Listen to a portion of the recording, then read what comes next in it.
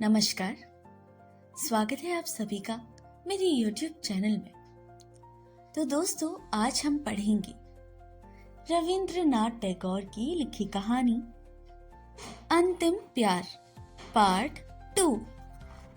तो दोस्तों, अभी तक हमने कहानी में ही पढ़ा कि ये कहानी एक कलाकार की कहानी है जो अपनी कला में ही डूबा रहता है।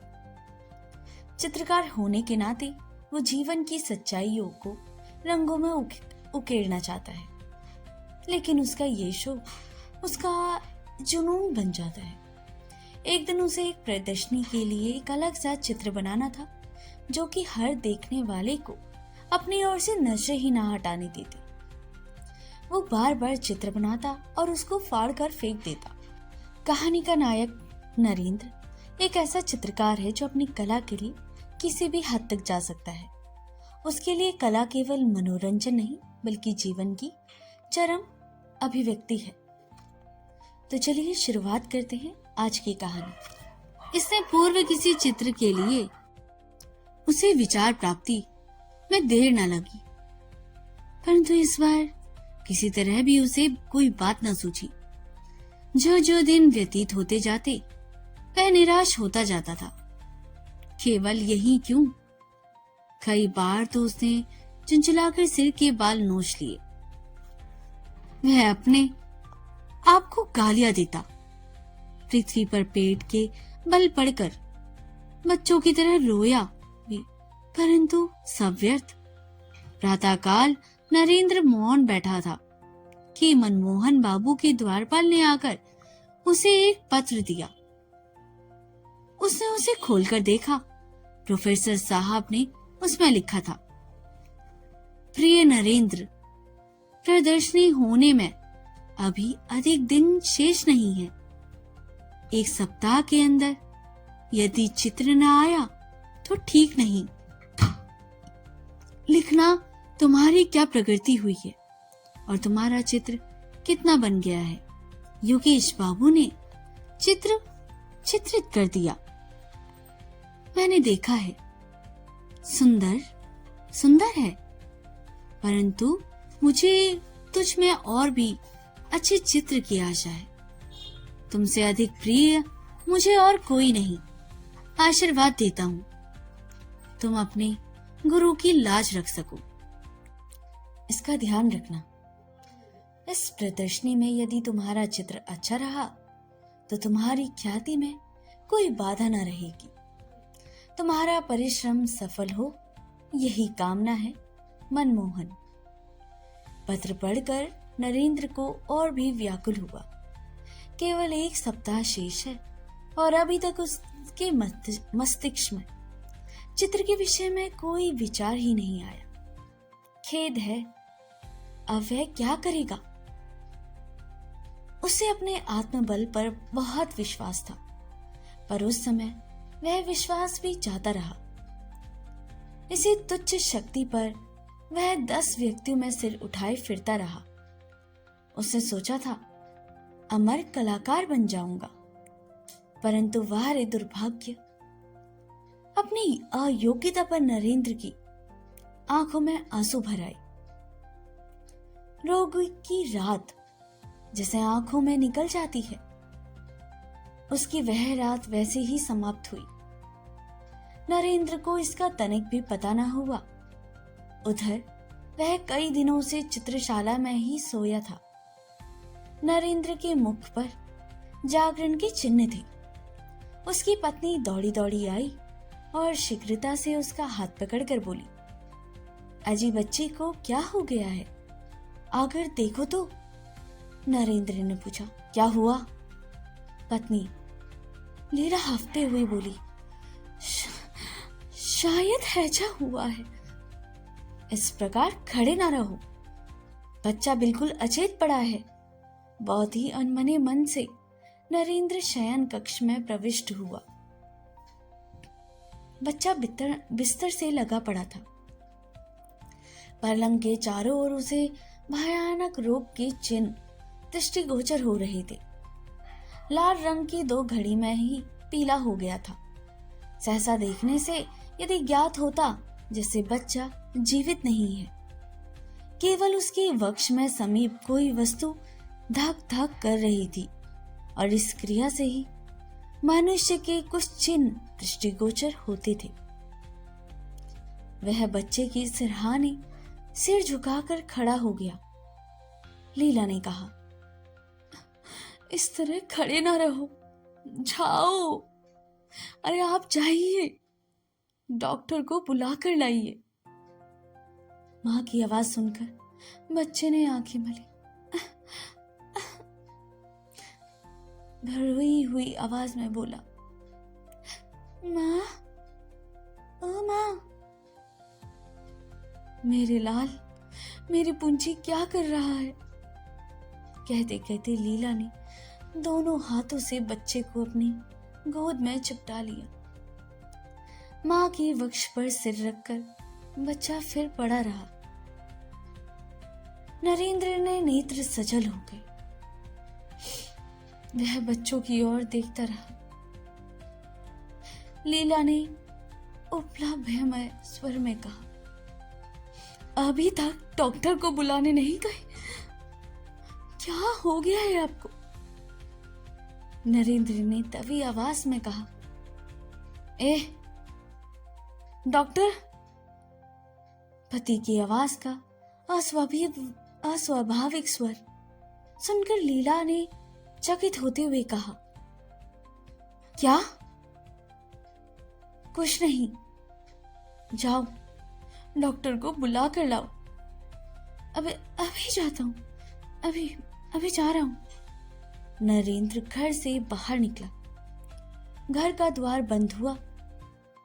लीला ने आश्चर्यचकित होकर सुना कि उसके पति ने बाहर से द्वार की जंजीर खींच ली और वह सोचती रही, यह क्या? नरेंद्र चित्रशाला में प्रविष्ट होकर एक कुर्सी पर बैठ गया। दोनों हाथ से मुंह ढांप कर वह सोचने लगा। उसकी दशा देखकर ऐसा लगता था कि वह किसी तीव्र आत्मिक पीड़ा से पीड़ित है। चारों ओर गहरे सूनेपन का राज्य था। केवल दीवार लगी हुई थी। घड़ी कभी ना थकने वाली गति से टिक टिक कर रही थी और नरेंद्र के सीने के अंदर उसका हृदय मानो उत्तर देता हुआ कह रहा था, धक धक।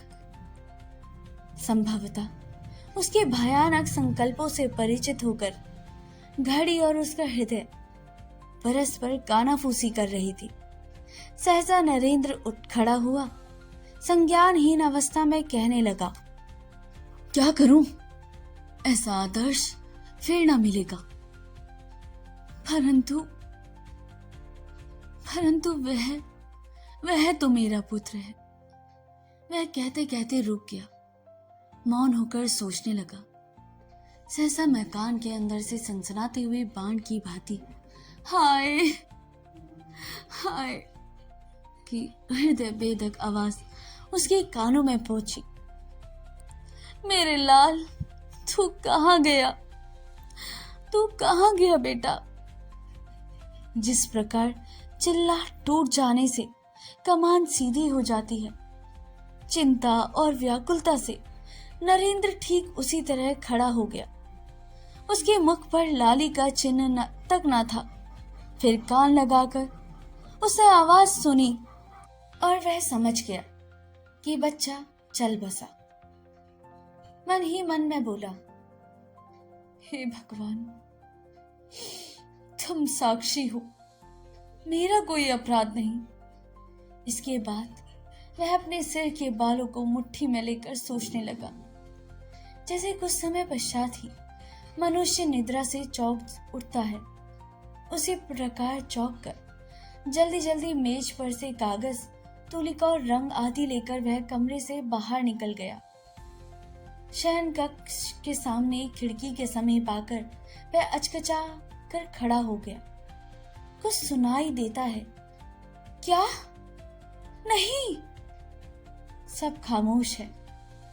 इस खिड़की से कमरे का आंतरिक भाग दिखाई पड़ रहा था। झांक कर भय से थरथरा कांपते हुए उसने देखा, तो उसके सारे शरीर में कांटे से चुभ गए। बिस्तर उलट पुलट हो रहा था। पुत्र से रिक्त गोद किए मां वहीं पड़ी तड़प रही थी और इसके अतिरिक्त मां कमरे में पृथ्वी पर लौटते हुए बच्चे के मृत शरीर को दोनों हाथों से वक्ष स्थल के साथ चिपटाए, बाल बिखरे, नेत्र विस्फारित किए बच्चे को निर्जीव होठों से बार बार चूम रही थी। नरेंद्र की दोनों आंखों में किसी ने 2 सलाख ही चुबा दी हो। उसके होठ चबाकर कठिनता से स्वयं को संभाला और इसके साथ ही कागज पर पहली रेखा खींची। उसके सामने कमरे के अंदर वही भयानक दृश्य उपस्थित था। संभवतः संसार के किसी अन्य चित्रकार ने ऐसा दृश्य सम्मुख रखकर थूलिका ना उठाई हो। देखने में नरेंद्र के शरीर में कोई गति न थी, परंतु उसके हृदय में कितनी वेदना थी उसे कौन समझ सकता था। वह तो पिता था, एक मजबूर पिता, जो अपने बेटे को अपने पास अपनी गोदी में सर रखवा नहीं सकता था। वह इतना भावुक हो रहा था, उसे चित्र बनाने में भी काफी डर लगने लगा। फिर नरेंद्र ने जल्दी जल्दी चित्र बनाने लगा। जीवन भर चित्र बनाने में इतनी जल्दी कभी उसे ना की हो। उसकी उंगलियां किसी अज्ञात शक्ति से अपूर्व शक्ति प्राप्त कर चुकी थी। रूपरेखा बनाते हुए उससे सुना, बेटा,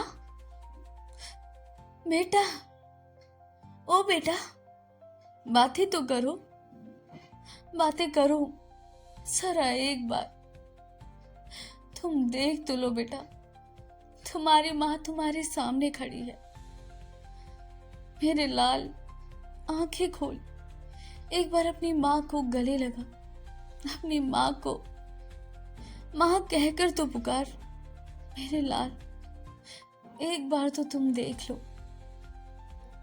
नरेंद्र ने अस्फुट स्वर में कहा, यह असहनीय है, और उसके हाथ से तुलिका छूटकर पृथ्वी पर गिर पड़ी। किंतु उसी समय तुलिका उठाकर वह पुनः चित्र बनाने लगा। रह रहकर लीला का क्रंदन रुदन कानों में पहुंचकर हृदय को छोड़ता और रक्त की गति को मंद करता, और उसके साथ ही स्थिर होकर उसकी तुलिका की गति को रोक देते। इसी कारण पल पल पर वो पल बीतने लगे। मुख्य द्वार से अंदर जाने के लिए नौकरों ने शोर मचाना शुरू कर दिया, परंतु नरेंद्र मानो इस समय विश्व और विश्वव्यापी कोलाहल से बाहर हो चुका है था। अब वह कुछ भी ना सुन सका। इस समय वह एक बार कमरे की ओर देखता और एक बार चित्र की ओर, बस रंग की तुलिका डुबोता और फिर कागज पर चला देता। वह तो पिता है, परंतु कमरे के अंदर पत्नी के हृदय से लिपटे हुए मृत बच्चे की याद भी वह चेहरे पर धीरे धीरे भूलता जा रहा था। सहसा लीला ने उसे देख लिया। दौड़ती हुई खिड़की के समीप आकर दुखी स्वर में बोली, क्या क्या डॉक्टर को बुलाया आपने? जरा एक बार आकर तो देख लेते कि मेरा लाल जीवित है या नहीं। यह क्या चित्र बना रहे हो? वह इतना ज्यादा जरूरी है कि अपने बच्चे को आप भूल गई, अपने बेटे को आप कैसे भूल सकते हैं इस चित्र के लिए, एक चित्र बनाने के लिए? चौंक कर नरेंद्र ने लीला की ओर देखा। वह लड़खड़ाकर गिर रही थी। बाहर से द्वार खटखटाने और बार बार चिल्लाने पर भी जब कपाट न खुले तो रसोई और नौकर दोनों डर गए। वे अपना काम समाप्त करके प्राय संध्या समय घर चले जाते थे और प्रातःकाल काम करने आ जाते। लीला प्रतिदिन या नरेंद्र दोनों में से कोई ना कोई द्वार खोल देता था। इधर रह रहकर लीला की क्रंदन ध्वनि भी कानों में आ रही थी। उन लोगों ने मोहल्ले के कुछ व्यक्तियों को बुलाया और अंत में सबने सलाह करके द्वार तोड़ डाला। सब आश्चर्यचकित होकर मकान में घुसे।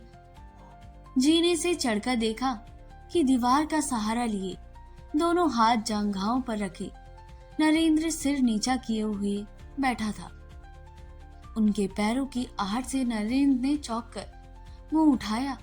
उसके नेत्र रक्त की भांति लाल थे। थोड़ी देर पश्चात वह ठहाका मारकर हंसने लगा और सामने लगे चित्र की ओर उंगली दिखाकर बोल उठा, डॉक्टर डॉक्टर, मैं अमर हो गया। दिन बीतते गए। प्रदर्शनी आरंभ हो गई। प्रदर्शनी में देखने की कितनी ही वस्तुएं थी, परंतु दर्शक एक ही चित्र पर झुके पड़ते थे। चित्र छोटा सा था और अधूरा भी। नाम था अंतिम प्यार। चित्र में चित्रित किया हुआ था एक माँ बच्चे का मृत शरीर हृदय से लगाए अपने दिल के टुकड़े के चंदा से मुख को बार बार चूम रही है। शोक और चिंता में डूबी हुई माँ के मुख, नेत्र और शरीर में चित्रकार की तुलिका ने एक ऐसा सूक्ष्म और दर्दनाक चित्र चित्रित किया कि जो देखता उसी की आंखों में आंसू निकल पड़ते। चित्र की रेखाओं में इतनी अधिक सूक्ष्मता से दर्द भरा जा सकता था। यह बात इससे पहले किसी के ध्यान में न आई थी। इस दर्शक समूह में कितने ही चित्रकार थे, कितने ही लोग थे।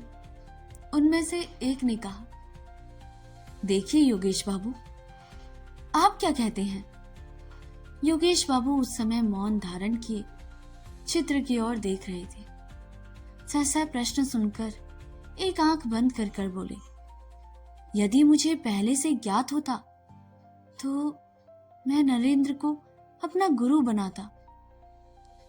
दर्शकों ने धन्यवाद, साधुवाद और वाह वाह की झड़ी लगा दी, परंतु किसी को भी मालूम न हुआ कि उस सज्जन पुरुष का मूल्य क्या है जिसने इस चित्र को चित्रित किया है।